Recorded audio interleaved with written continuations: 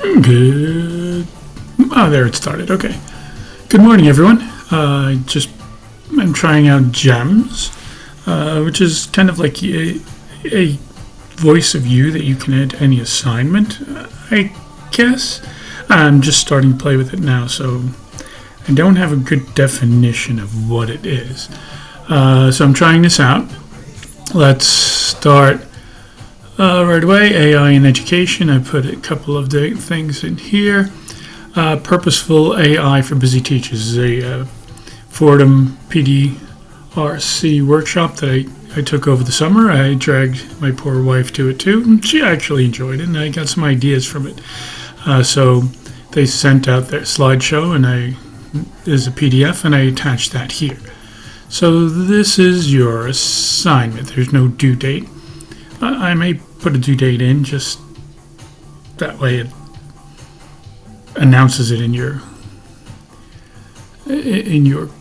email, just to be annoying. So here, try it out, just to show you kind of what to do. You open up the PDF slides. Here it is. Yada yada yada. The woman was very good, and it had a very Catholic-centered presentation into our responsibilities as Catholic educators in using AI. So there's plenty of stuff here. There's a beautiful picture of Fordham and so forth and so on. So just kind of skim that. But the real crux of this is the gem, right? You can do this in your classroom. You can give them classwork and assign the gem as homework, right? I had the gem create a quiz based on the slideshow, and I think it came up with 8 or 10 questions, right? So you click on the gem, it'll open this up. What I always find annoying, it tells you that here, purposeful AI in the classroom. So that's what they called it, but up here in the tabs, it just says Gemini. So if you have more than one open, you can't really tell on the tabs. I find that annoying. That's a complaint I'm going to make to Google. So when you open it, it'll first be empty.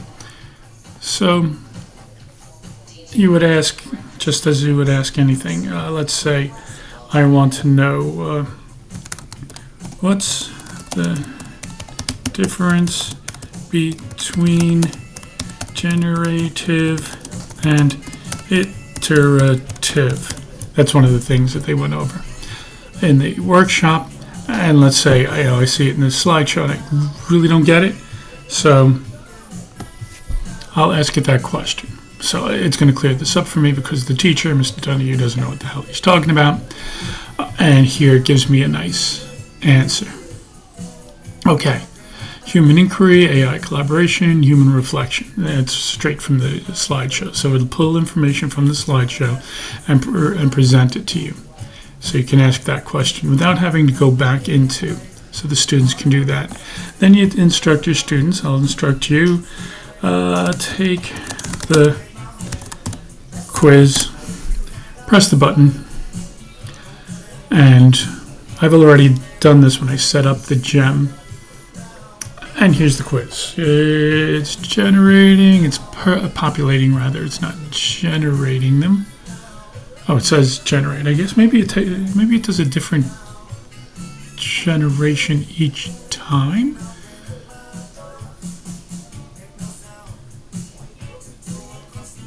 And there's 10 questions. And you tell the students you have to tell it to take a quiz, check for understanding. That way you send them home with a reading, or you've done reading in class, and you can generate a quiz on anything. You can generate a quiz on mathematical formulas. After completing your classwork for homework, complete the GEM quiz. And the GEM quiz, now of course the GEM quiz won't ask in mathematics a specific mathematical equation, but you can have it ask the general understanding questions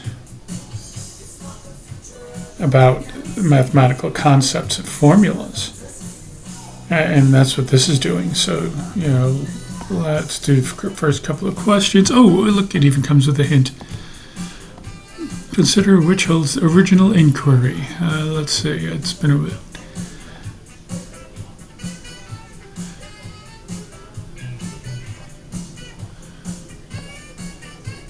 Hey, I got it right. Presentation, and what's great about this too is it gives you the answer and the explanation. I was going to say, where's the next button? I've got to move, stupid me. Next, let's just see. I'll do one more, and I'll make sure I get this wrong. Automating, administrating. Okay. So I purposefully got that one wrong. It says your answer: reducing administrative friction describes teacher productivity goals rather than a classroom student. So I've chosen the wrong answer, and it tells me that's why it's wrong, dummy. Me, dummy, not them, dummy. And it gives you the right answer with an explanation of why that's right. So, this is an easy homework. You produce something, you give them something to do in classroom, even if you're giving them something to do in with pen and paper. You put your lesson. I mean, you can take, if you've created a doc. I have plenty of docs where I have the assignments, and you have the doc as the classroom assignment. You can create a gem. Say, ask you a 5-question quiz. Create a 5-question quiz.